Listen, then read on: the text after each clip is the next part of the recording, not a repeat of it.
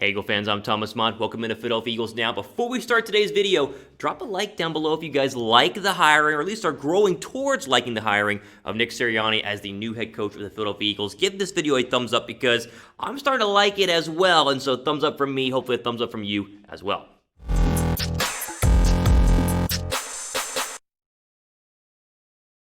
All right, as you see in the title, Eagles Mailbag video, our subscribers here submitted their questions via the community tab on the channel. A lot of really good ones, and a lot of them are focused on, obviously, the news of the week, and that is Nick Sirianni, the latest addition to the Eagles head coaching rankings right now, as we have a brand new head coach in Philadelphia, and you guys have questions about him. First off, here we go. Matthew, nice and simple. Thoughts on Eagles head coach Nick Sirianni. Now, I have a reaction video up, which posted yesterday or 2 days ago, whenever my reaction video was, whenever they actually hired him. That was the fresh, raw reaction to Sirianni is hired. Give me your thoughts right now. I've had a couple more days to go ahead and look into Nick Sirianni now and look some research on him and listen to some people talk about Nick Sirianni. And honestly, everything I hear is he's a younger Frank Reich. He is a younger Frank Reich who also might have a little bit more coaching experience than Frank Reich did, even when Frank Reich was the offensive coordinator with the Philadelphia Eagles back in 2017. Now, younger Frank Reich sounds pretty good, right? I mean, the Eagles wanted to keep Frank Reich as the offensive coordinator. They were almost able to until Josh McDaniels backed out of the Colts job, and then Reich went in and took the Colts job, and he, of course, has been very successful so far with Indianapolis. But anytime I hear the word younger Frank Reich, I get very, very excited. Now, he is young. I understand that right now there's a move in the National Football League to go ahead and get a young offensive-minded head coach, and while that is accurate and true, at 39 years old, he still has a lot more coaching experience than some of his other younger counterparts. He's been in the NFL since 2004 and has been a head coach at a college football level since NFL since 2009, college level since 2004. My main questions right now with Nick Sirianni are simple. I need to see your coordinators. Like, who will his coordinators be offensively, defensively, and then the rest of the staff built out? That's what's going to happen probably in the coming days and weeks here, as the Eagles are behind right now in the hirings. But anytime you bring in a young head coach or a young offensive coordinator who now will become a head coach, expect a lot of young hirings. I would expect the Eagles to go out and get a young offensive-minded guy, or a quarterback's coach, or an offensive assistant, someone that Sirianni trusts, that we might kind of go, ooh, is he experienced enough to take that job? But if Nick Sirianni trusts him, let him get that guy, bring him in, because again, the hope right now in Philadelphia is the Eagles have skipped a couple of steps and hired the next great offensive-minded head coach 2 years before a lot of other teams would have even considered Nick Sirianni,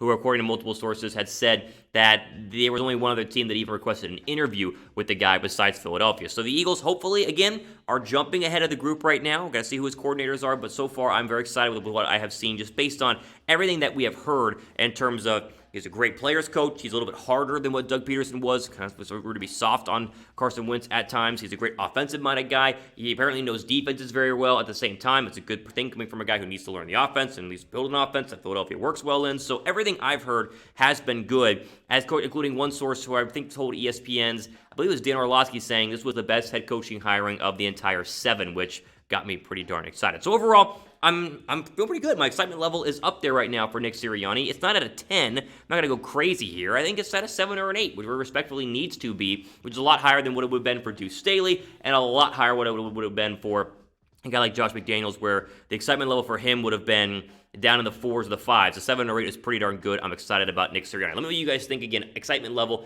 down below in the pinned comment. Leave a little pinned comment up at the top. Scale 1 to 10. I'm at a 7 or 8. Let me know what you guys think in the comment section. All right, next question here is a really good one. Comes from Rashi, who says, what does it mean to fix Wentz? And is it something that's positive for the team? So, this gets brought up a lot, right? Nick Sirianni is going to fix Carson Wentz. I talked about that yesterday or 2 days ago, whenever my video came out, saying this is a hiring in order to fix Carson Wentz. Now, let me explain that. Yes, great question. Fixing the offense fixes Carson Wentz. So it's not like Nick Sirianni is going to come in and be this powerful quarterback whisperer who's going to sit down Carson Wentz and be like, okay, we're going to fix you, so don't turn the ball over too much and make better decisions and read defenses better. That's how you do it, Carson Wentz. Go on. No.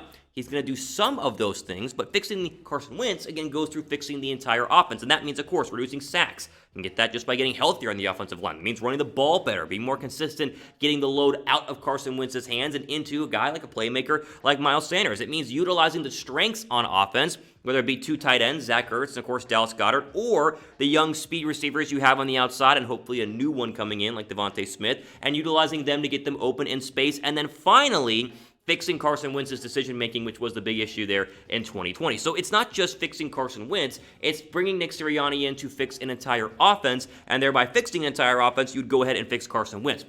The ball came out of Carson Wentz's hands like the 30th slowest in the National Football League in 2020, meaning he was taking a lot of sacks and holding on the football way too long. Flip that over to Nick Sirianni's Colts offense with, of course, old Phillip Rivers, and the ball came out like second fastest in the National Football League. Little things, not just based around Carson Wentz, can help Carson Wentz become a better overall quarterback, and that is what it means to go ahead and fix Carson Wentz. If you can get the offense to go from what was bottom third in the league, I mean, they were in the late 20s in terms of overall offensive points and yards and efficiency, to go up to what the Colts were in 2018 and 2020, 10th and 12th, the Eagles will be a much better football team. So by fixing the offense, which is a very fixable offense, offensive line, again, if that just gets healthy, you get Brandon Brooks for full 17, you get Lane Johnson a full 17, Dillard, Mailata, whoever it is, that alone will fix a lot of issues, thereby creating more opportunities for the run game, more balanced passing attack with Carson Wentz, and then, of course, Wentz fixing himself, which still goes into it, holding the ball a little bit too long and making bad decisions. This offense will be fixed, and that's what you mean by essentially by fixing Carson Wentz. Matthew says, please do a mock draft someday.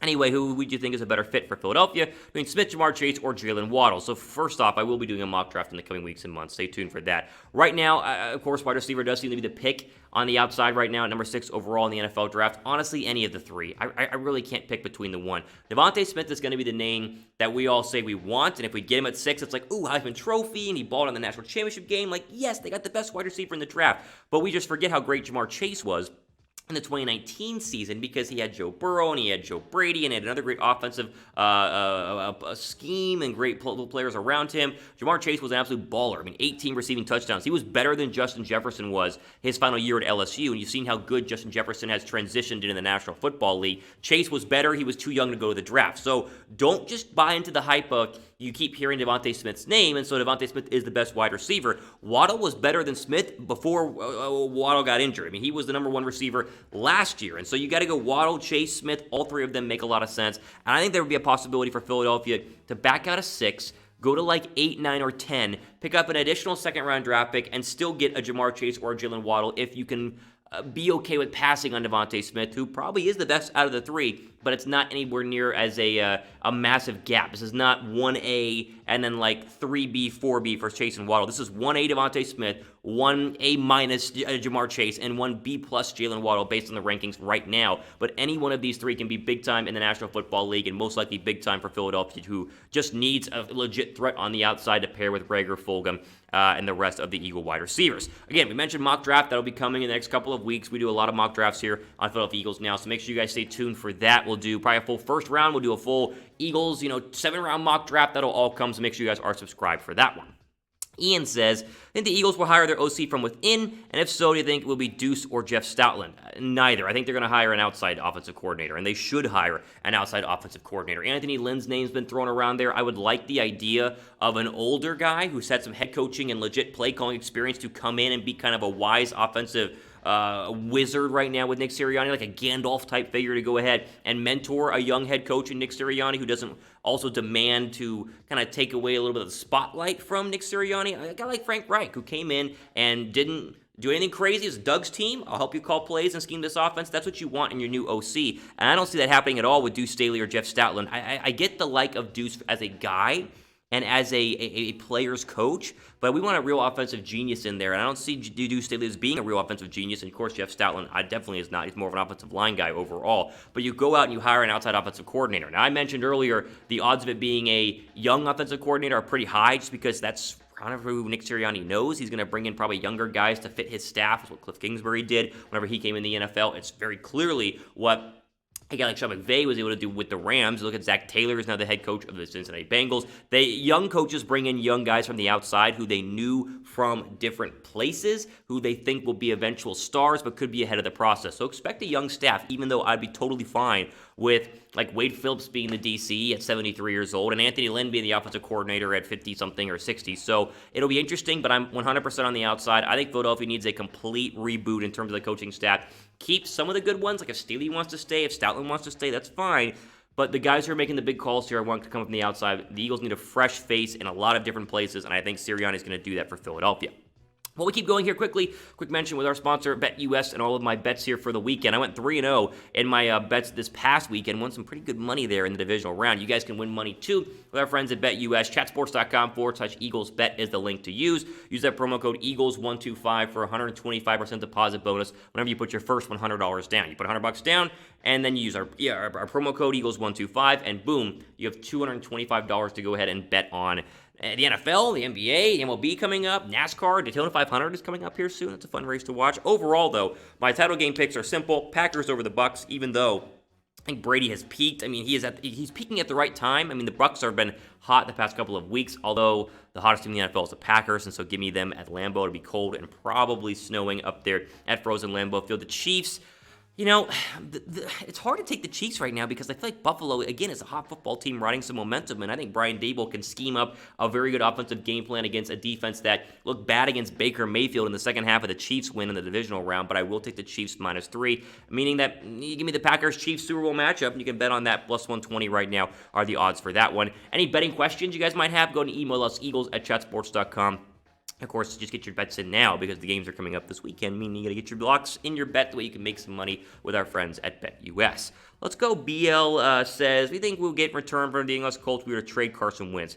First off, I think Carson Wentz is staying. I think that this, like I said, the Nick Sirianni hiring is a hiring to keep Carson Wentz. My mom, who's a big Eagles fan, watches these videos. I got her a Carson Wentz jersey like a year ago, and she was texting me yesterday saying, you know, this is great news. They're going to hopefully keep Carson Wentz. And the answer is, yeah, my mom's right, and I'm right too. The goal is to keep Carson Wentz. Now, like I said yesterday or 2 days ago when I released my initial reaction video, Wentz can still go. No, I don't like Howie Roseman. I don't like Jeffrey Lurie. Peace. I'm out and demand a trade. And in that case, you probably get a second-round draft pick at best from Indianapolis or any other team that wants to trade for him, the 49ers, you want to trade the Lions, the Patriots, or the Steelers, whoever the heck it is. But this does feel like Carson Wentz is going to be back. I would expect them to go ahead and get some meetings between him and Sirianni. He'll be blown away by Sirianni's ability to hopefully make him a better quarterback. Then the Eagles will end up keeping him. So I think that they will stay. But if you want my actual draft return, it'll be a second and a fifth would probably do it to go ahead and trade Carson Wentz because you're not going to get a first-round draft pick, and no team is going to want to give a first-round draft pick for a guy that's been a little dramatic, as we know, over the past year. Andy B says, if you're the head coach, who would you roll with, Jalen Hurts or Carson Wentz? I think the Eagles need Carson Wentz to be back. And again, I was all for benching Wentz and seeing what Jalen Hurts was able to do the final 4 games of the year. And while he was exciting in the Saints game, he wasn't that exciting in the final couple of games. And these were games Philadelphia could win, and if they had won, they would have gone to the postseason. Thank goodness they didn't get a high draft pick. But still, the Eagles need Carson Wentz to be back, and they need him to be back to his normal form. You got to remember, and again, in the NFL, we are prisoners of the moment. We like recency versus going back and looking at the decency of someone's entire overall record. We forget how good Carson Wentz was. He was really good. Go back and watch 2017 highlights. I mean, the guy was absolutely fantastic. If you can go back and recapture 80 to 90% of the 2017 Carson Wentz, you have a superstar quarterback that is under a good contract, not a great one. It's not a team-friendly. It still is expensive, but it's cheaper than what Watson or Dak Prescott or some of the other young quarterbacks are demanding right now. And you get a guy who understands what it's like to play in Philadelphia and who is the face of the franchise and what he should have been. Now, if Hurts eventually becomes a starter because Wentz stinks and he's not non-recoverable and Sirianni likes Hurts, or if Carson Wentz wants to be traded, then, roll with Hurts. And I've been a fan of Hurts, and I think he can be a good quarterback in this league. I said his ceiling, of course, is Russell Wilson, but right now the Eagles need Wentz to be back from a cap standpoint. They need him to be back from a leadership standpoint, and they need him to be back because this is the guy that they put all their money and all their cards into way back in 2016. And if it doesn't pan out, it makes the overall organization look pretty rough and not in a good spot going forward. And you want the Eagles to be back quicker rather than doing a long rebuild in order for them to get back to their, winning the division 5 years from now versus hopefully winning it in 2021. We'll end on the question again, pick your quarterback, Wentz versus Hurts. We'll remain, stapled on this, I'm sure, all offseason. But right now, I think Wentz coming back is the priority, even though I said a couple weeks ago I didn't think he was going to come back. But the changing at the guard, the hiring of Nick Sirianni is a big deal, and hopefully it's the step in the right direction towards what Philadelphia was able to do. The last time they hired a young offensive mind, Green Bay quarterback coach named Andy Reid, who turned out to be the winningest head coach in franchise history. Hopefully this is a similar hire, and we'll wait and see, but the Nick Sirianni regime begins, and we're going to be holding it on. We're going to be jumping on the train and riding the news every day here on Philadelphia Eagles. Now, ultimately, I've today here on the channel. I appreciate you guys. Have a great weekend. We'll talk a lot more next week. I expect coaching and coordinating hirings in Philadelphia and plenty of other news, and we'll cover it all here on the channel. For Philadelphia Eagles now, I'm Thomas Mott signing off for the rest of your day.